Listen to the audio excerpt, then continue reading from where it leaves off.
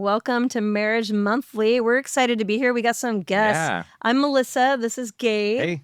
And we're going to introduce to you some really good friends of ours. And this is Max and Freda Calderon. And we met years ago, but they are special friends to us. And I was thinking about some of the stuff that where we've gone. I remember one time we went to Tijuana. I have no idea why we went to Tijuana. Why did we do that? Why It was were so we in we were in Tijuana? California for something. She almost didn't make it back. And they pulled you aside, and I was like, My Freda's passport going was down. expired. Oh, That's right. Oh my gosh, that was forgot so. about that. And then we were in California. That was super fun down there. And then I remember one time we went snowshoeing a few years ago up in Mount Hood. That was such a fun. And so these guys are adventurers like we are. Yes, so we they are. just vibe right here. So this is fun. I'd say you guys push it to another level sometimes. Yeah. Well, there was the with time some that of Max was going to Multnomah Falls, and then he Yes. decided to go past Multnomah Falls, and then had to come back in the pitch Large black dark mountain, and you guys were out at midnight on top of a mountain by We're yourselves. trying to get down. with cell phone lights. Yes. I tend to do illegal things. Yeah. Not always wise in some ways, but has learned a load in marriage. Wise And that's in what we want to marriage. talk about Yep. today. All right.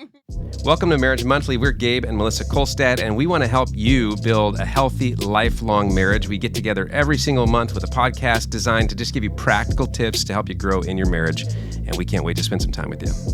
Yeah, love it. Okay, couple things that we admire about you guys. We admire your commitment. We admire your resilience. We think you're overcomers, and we admire your adventure, your sense of adventure. We love that. You share the passion for like date nights and really keeping things fresh, and also I think just like your commitment to personal growth in general, in your faith, in your family, in your marriage, in your careers. I mean, it's been inspiring just to watch you guys, and we just are grateful to have you as friends. Thank you. Now, we know that on, what was it? The other night you had your birthday. Yeah. And we had a big old birthday party on Saturday night. And I'm not going to say how old Freda turned, never but guess. you would never guess. But I'm just saying, and it was 29 years married? Or is it 28? Did they have it wrong? Yeah. They had it wrong on the I thing. didn't want to call him out on that. Oh, you're so cute. You're so sweet. Yeah. 28 years married, and we met you guys 20 years ago? Is that right? 26 years ago. 26 years ago. Yeah. See, that's insane. I was remember like all your kids 15. were little. Yeah, Max was 15. Max was 50. Yeah, we're not going there. Okay. Shh. All right. No, but yeah, it's been fun to watch you guys just grow and thrive, and so we got some questions we want to go through with you. So go Yeah. ahead. First one, I just think it'd be great for you to introduce, yourselves, your family, a little bit about your life. Just tell us about Max and Freda. You want to start? Well, we have 4 kids. We met in 1992. 1992, see? Oh, wow. I was not a Christian. She wasn't either. Okay. I wanted to be a Christian, but I didn't know how. But I did have Really? this desire always. Wow. So for 3 years, we were together, not married, and obviously things didn't work out. I remember we were in California, and I always wanted a family. So she had 4 kids, had the kids. and all of a sudden I had a family. Except she needed a dad for those kids. I didn't know how to be a dad. I never had one. Yeah. Not even a mom. That's so, true, yeah. So she threw me there, and I loved the kids. I loved her, but I just didn't know how to stay together. And none of us were into anything like illegal drugs or anything like No. that. Me neither. I like to dance, and so I met her. Still do. I met her at a dance called El Sombrero. She was having a birthday the first time she went out, and it was my second time that I was going out after coming to the U.S. And so I met her there. I didn't know she had kids. I didn't care. She looked beautiful. And so I asked her to dance with me, and we'd dance. And that's where the relationship started, till we met the kids. We were together again for 3 years, and then we just couldn't make it. And we were friends. I left. I got a job here in Oregon from California.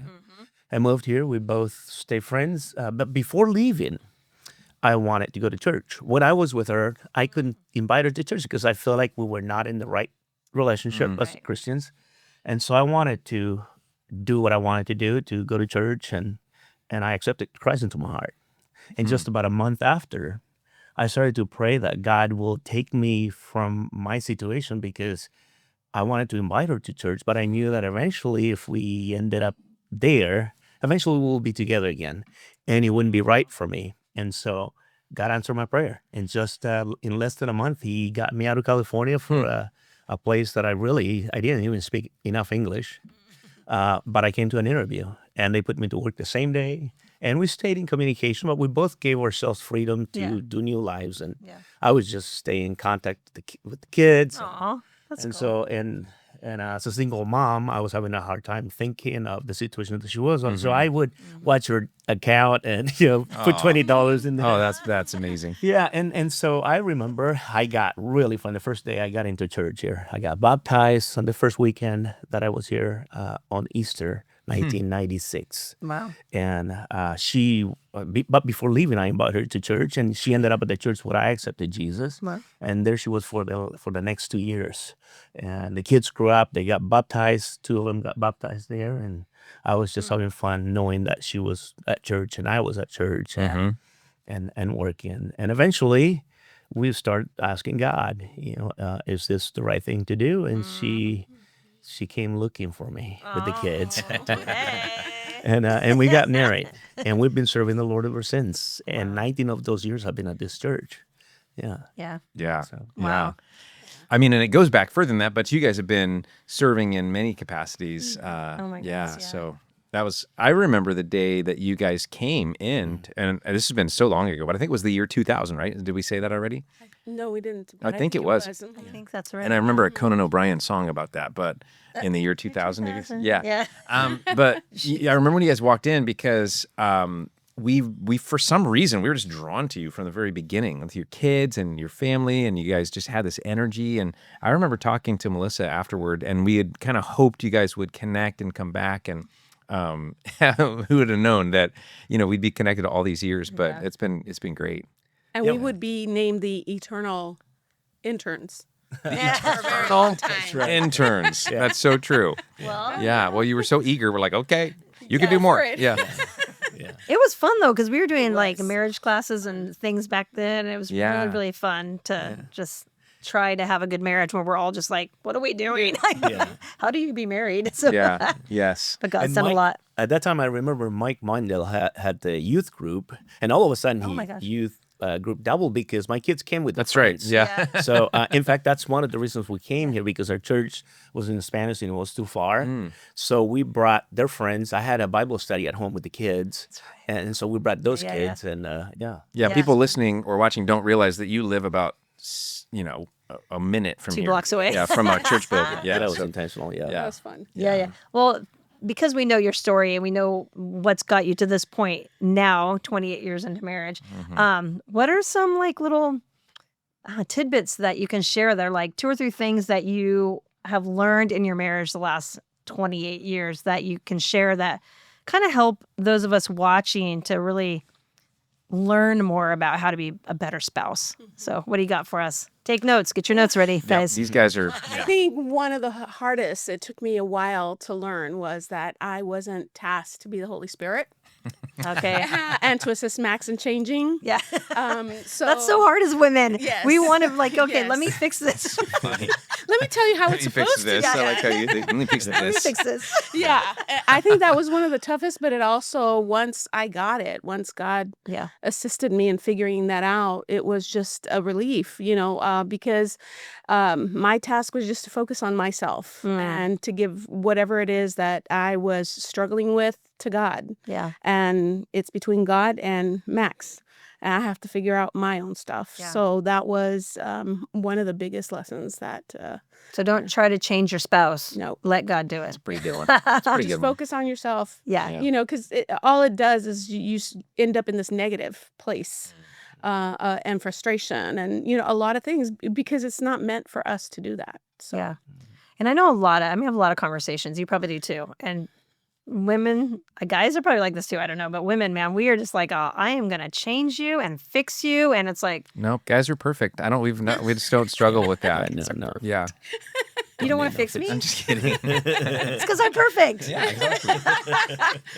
No, it's good though. I mean, it's true though, because we do want to fix everything. It's like, no, just back off. Sometimes it makes it worse. Don't you think? Oh, Like the times that when I absolutely. lean in to try to do something that this needs to be fixed, it makes it worse. Yeah. It's like, just Well, focus on you. One of the ways it affected him was, like, for me, a dad, in my head, I already knew what a dad was supposed to do, right? And basically what that was I knew what kind of a dad I wanted. and never had. Okay. Right. And so one of the things was like, you need to take the girls out to have ice cream, and you need to go. And when are you going? And did you already set it up? And, Yeah, and not pushy. giving him the freedom to just be himself and Yeah. do whatever God put in his Okay. heart about it. So, yeah. That's good. Wow. It is so hard though too, because we all want, not just for our own selves, but for our spouse, we want the best, and so like, sometimes we've even counseled couples on this, because like, if you try to be your spouse's accountability partner for anything, for Bible reading or prayer or Exercise. or it's like that's the worst thing in the do world, that. because it just puts that pressure on Yeah. and it changes the relationship. Yeah. Yeah. Yeah. Yeah. And, God gives us the freedom to grow at our own pace and according to, what we want to invest in it and do it. And Exactly. so when we're doing the opposite, it's not godly. It's not what he asks us to do. So, So true.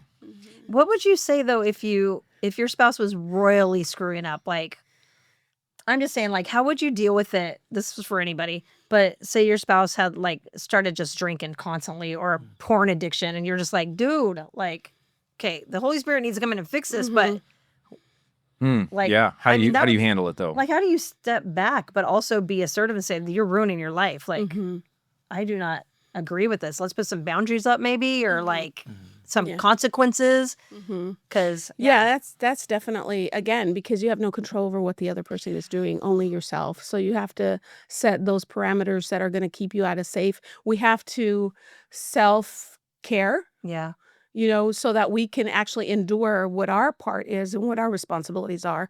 So the boundaries are very important. And community, that's why we need to have community.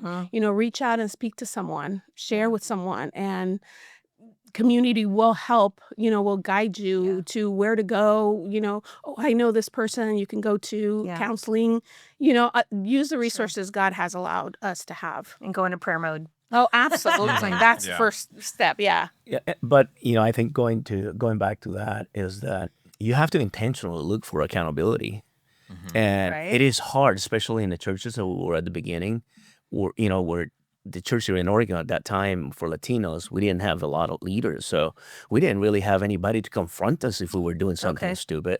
And a lot of times, I came to the right place, even though I didn't speak much of the language. I've never read the Bible in English before, but I felt like you guys provided that, and in a non-judgmental way. To me, I think one of the biggest things was that I assumed the first 2 years that we were together were a failure because we weren't Christians. So now that I'm a Christian, we're married, we honor God, everything's going to be fine. Right. Freda has changed. I have It's changed. changed. Right. It's just going to be a flip of a switch and it's all going to go right. Isn't that funny though? I really think people think that. We do. Yeah, We do. it's like I'm a Christian. Everything will fall into place perfectly. I told There's no God differences. I told Yeah. God that many times. Hello? I'm a Christian. what's wrong? I'm walking with you. What's I'm missing serving here? with you. Yeah. What's What's up? happening? And we did, and I felt like we were serving hard, intentionally hard. Oh, you were. And we pushed our kids to serve, so they were always involved. I think we had a great family, great church, but we didn't have too many people speaking into us on how to deal with this fights, to fight fair, and all this stuff that we now heard at church. And we had to learn a lot on our own, and then coming to you, and there were times that I came to Pastor Ken, and I was basically crying because I didn't marry to divorce, Yeah, and exactly. so it was just intentionally looking for that accountability. And once that the counsel is being given to you, be willing to take that. Yeah. And good. I found myself just accepting that I needed to take the first step, and I think in a way the same thing with Freda, and those things work out. In faith, we never disagree. In the ways that we serve God, we never had disagreements. That is the reason why we got to the point where we felt okay eventually to start a church, because when we serve in ministry, everything was fine because we couldn't argue with God. The problem was with her. Yeah. Well, that's true. That's true. Yeah. I think also you guys probably didn't realize that you had a complex situation. And, it's not like it was just super simple. I mean, you had a blended family, you had a major cultural change. Yeah. That was adding a lot of stress. There were financial hardships related to that. There was you had layer upon layer of complexity, and you probably didn't even realize that in the beginning. No. And so you're unpacking all this. I think I learned that, I don't know, maybe 7 years ago, that it takes an average of like 6 years for a blended family to kind of come together. Oh, wow. And you're expecting that to happen like right away, you know? I mean, and it just doesn't. So when things don't go that well, then you're trying to figure out who's doing what that's wrong. Let's try and fix this, when in fact it's just part of the blended family complexities, especially kids or teens and adolescents. I mean, they're going through their own stuff. Right. So yeah, it Can was be hard. I think we put a lot of pressure on ourselves, and because we didn't realize, Yeah. what we were in.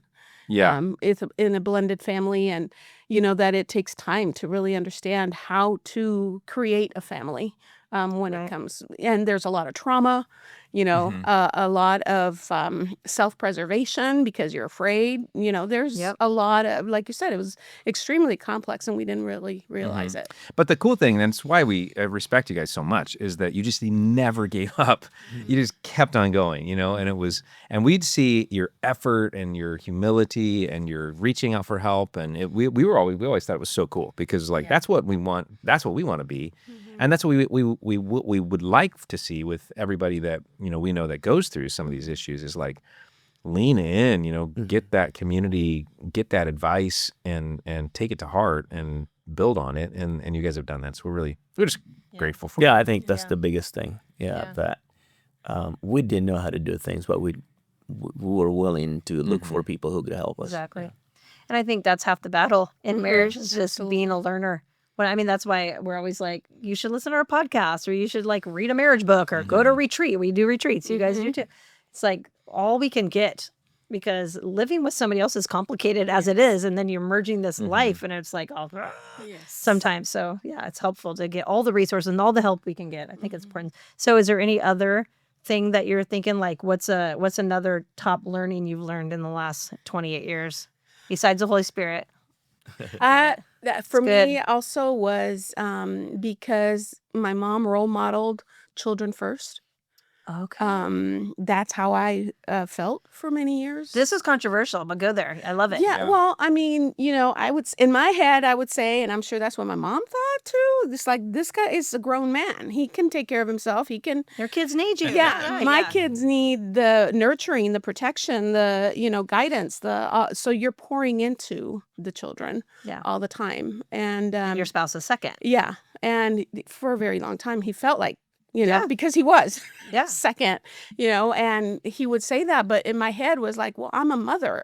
That's my first responsibility. And somewhere down the road, within these 28 years, it's just God showed me that, it is God first and my husband second, because the best gift you can give your children is the relationship between you two. It's a healthy marriage. We agree. We've talked about that on here, and I just think it's a missed thing for life, especially if a blended family. Yeah, I think it's especially hard there. Because you're like, I got to protect these guys because the other person didn't do their part. So I got to take care of my babies and this new guy, But it's like, no.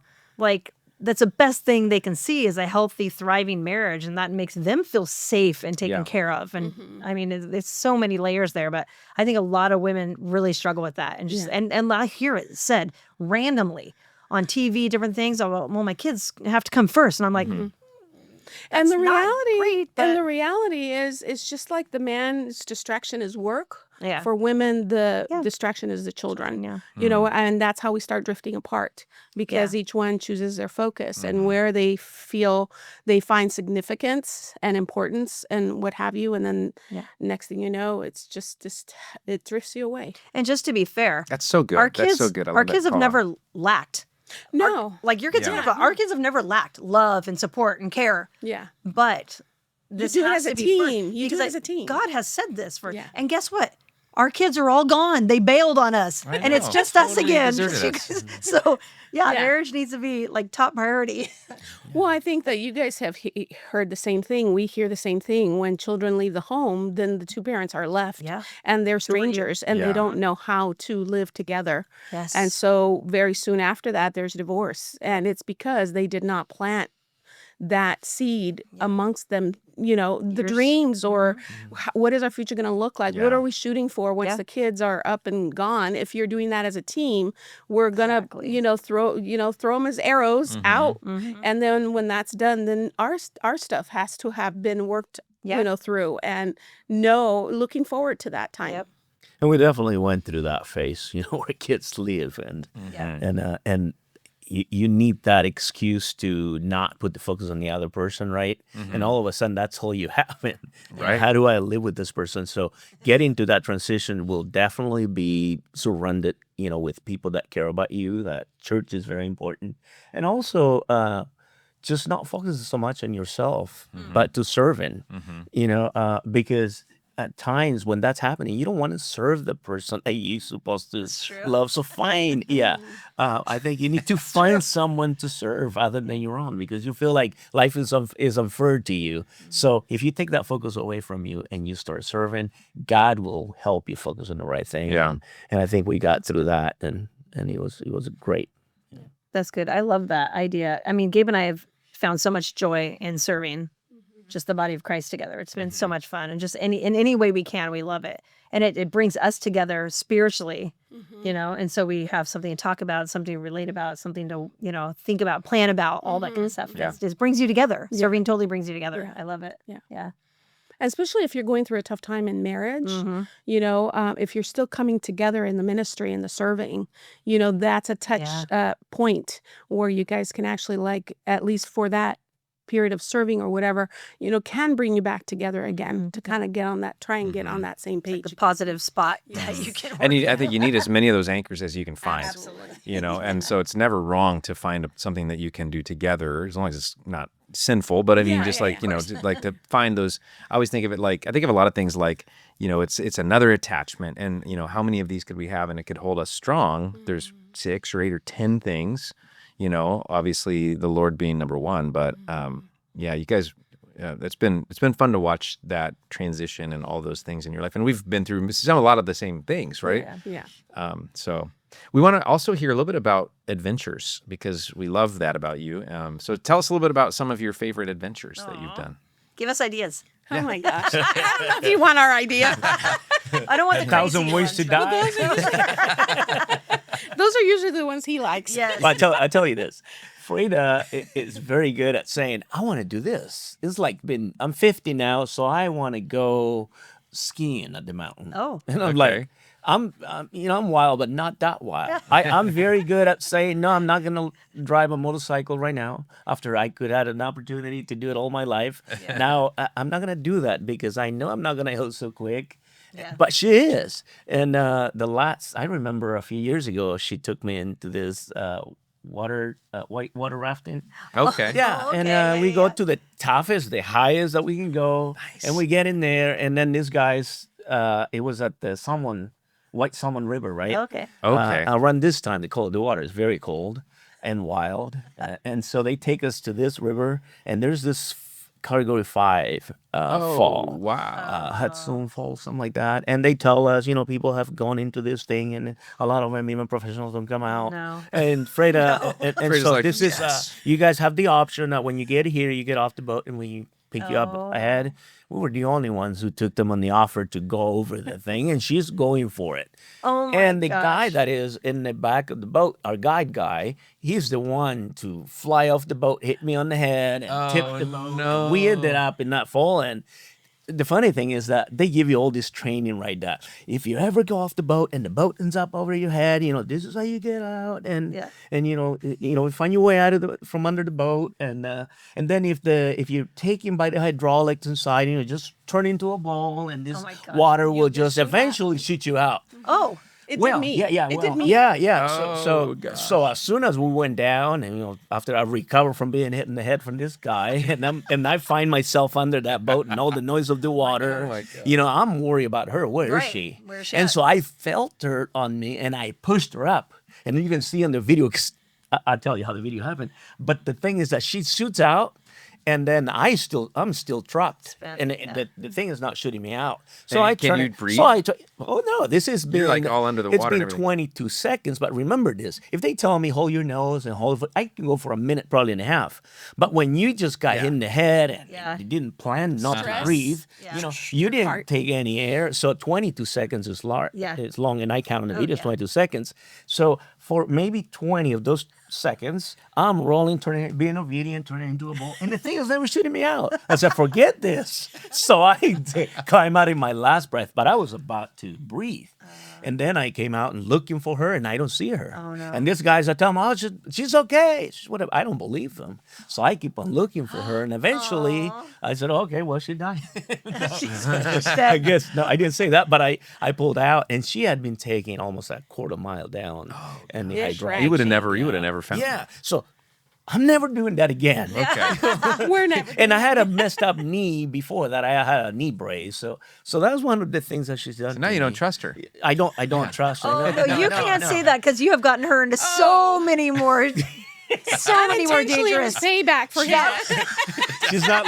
She's not learning. That's what I was saying. That was your one. Yes. Did you like up the life insurance right before that on Max? Is that No, seriously. I was thinking, oh That my sounds gosh. scary. Yeah, Yeah, it was that very, is because I very mean, scary. we were talking about it on our drive back home, and he was like, what do I tell the kids? Yeah. I was thinking, what do I tell them? How do I tell them? What, they're It's going to so kill scary. me. Because I would have probably just stayed in that water, crying back in there, because the kids would kill can't me. tell the children. You showed her how much they love her. Oh, at that yeah. party. I was like, Oh man. Yeah, you're in trouble. That's That's funny. pretty adventurous. I mean, but you guys have done a lot of hikes, and I mean, it's Yeah, is there anything that wasn't dangerous like and all that. life threatening? Yeah. I think, we were tired of COVID. And so we were finding a place.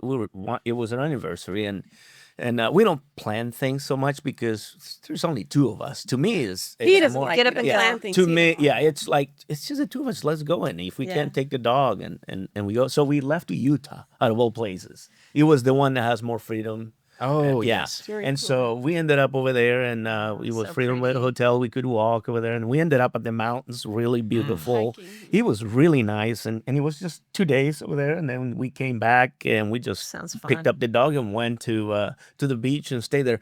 That was a really nice experience, and it wasn't expensive, but it was escape from COVID, and Yes, those exactly. things. So we've done a few things, and a lot of hikings. There's a lot of hiking. Yeah. I mean, we're in such a great area for that. Oh my gosh. Yeah. So Yes. much of it. So, Yeah. Yes. so Yeah. beautiful here. Yeah, so I that love hike over there, we wanted to go back because the airplane would have left us. We were trying to go up this beautiful mountain. Yeah, We need to get over to Utah. I literally just said something to you about it. Yeah. I was like, we need to go to Utah. go to the mountains. Yeah, It is beautiful. So hikes. beautiful. that over sounds there. yeah, and we went around this time, so it's it's Yeah, okay. I love that.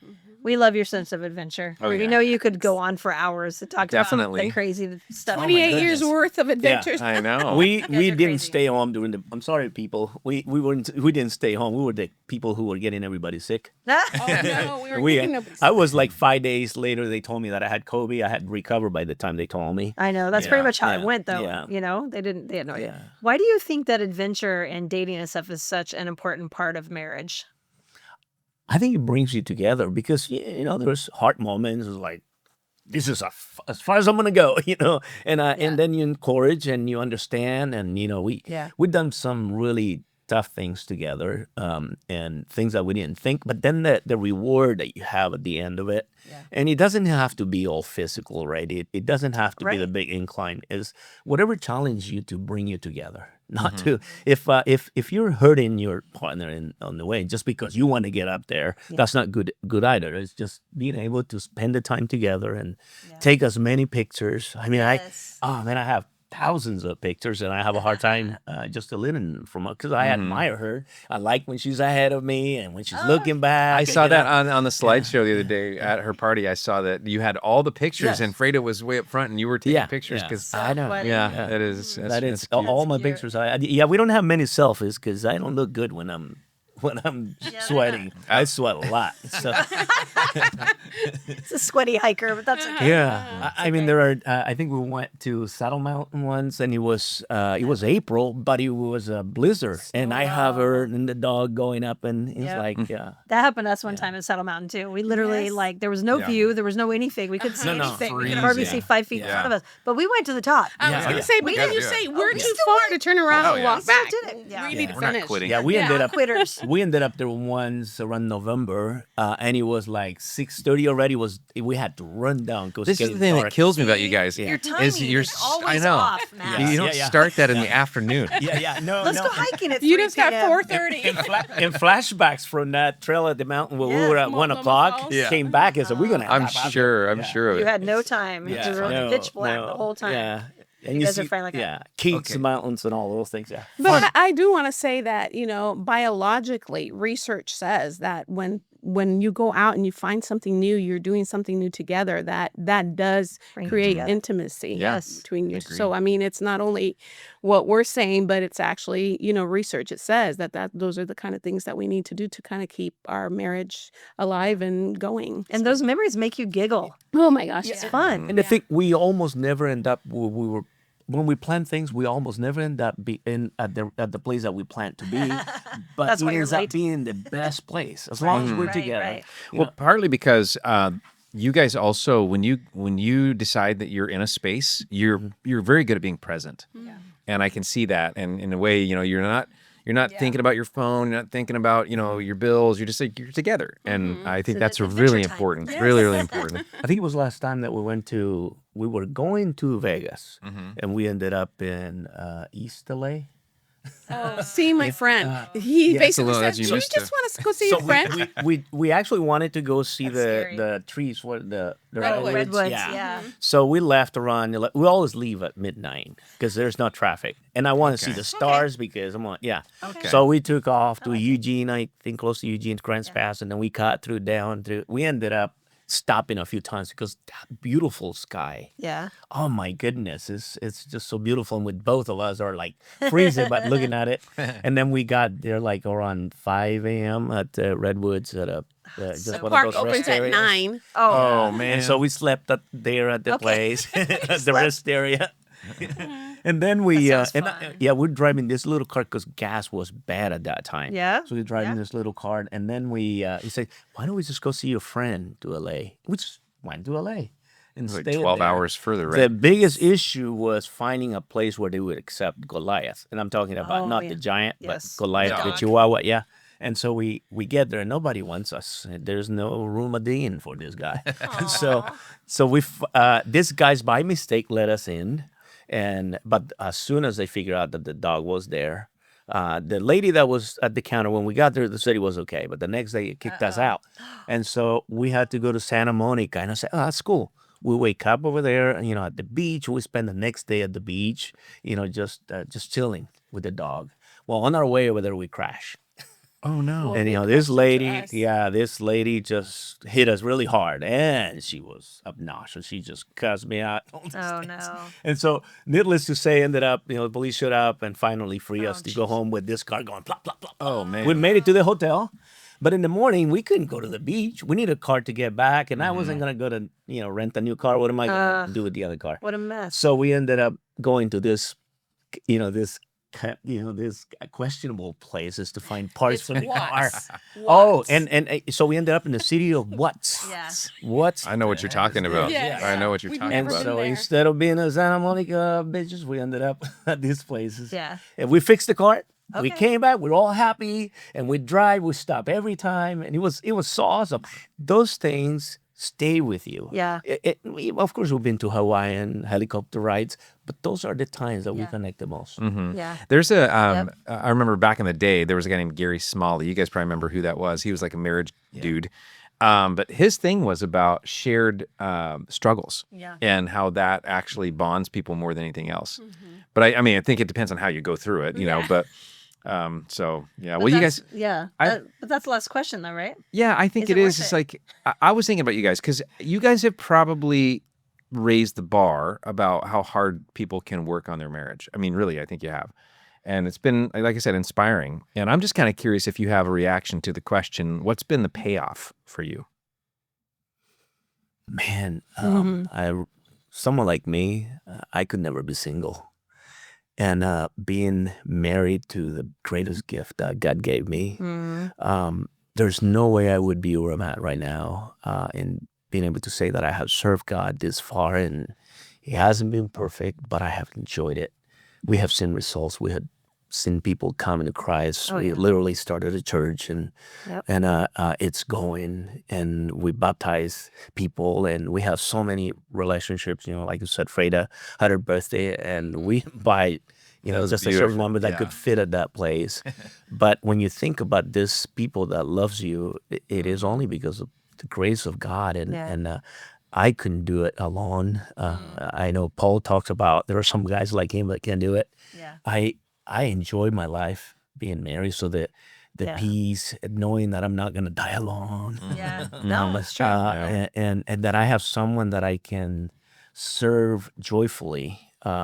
Even in moments where it's hard to do it, I know that it's not going to be the last thing, that even if we have a little disagreement, it's not going to be the last one. It's just an opportunity to grow and learn how to love her better through this moment, because tomorrow it will be better, and it's always been. Don't give up. In the last things. I know at the moment, the smoke of the anger and all that thing that comes that the devil sends you away. You can't just believe that that's the last thing. It's just a way to test you, and how can you love this person that God gave you? That's such a good question. Because if you can do that, you'll be able to love other people. Wow. I think for me, it's been, at times it could be the most difficult relationship that you can have. Oh, yeah. Because it is the person that can touch you like no one else, can hurt you like no one else, and is sensitive to the way you treat them or talk to them.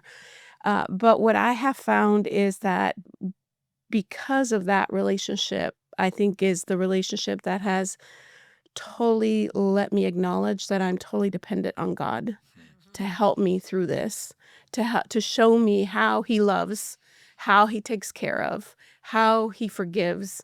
All those lessons. So is it worth it? Absolutely. Because in that, then I've grown closer to God, knowing that He has me by the hand and He's helping me succeed, because that's what He wants. He wants me to succeed in marriage. But it takes being close to Him and attentive, have an attentive ear to Him to be able to accomplish that. And for me, it is such you guys can't believe it. When we look at each other, we're like, we're still here. Because you guys went through some hard, there were some times where you're like, I don't know if we're going to make it. Can I punch out, please? I don't Where's know. Where's the puncher? But aren't you glad that you didn't give up? No, absolutely. Yeah. I'm so glad you didn't give up. Mm-hmm. Yeah. We're so proud of you guys. We are. It's been you. fun. Yeah, we love you. Love you lots. Thank you. Thank you for joining us today. Remember to share and subscribe, and join us every single month. This is your counseling session.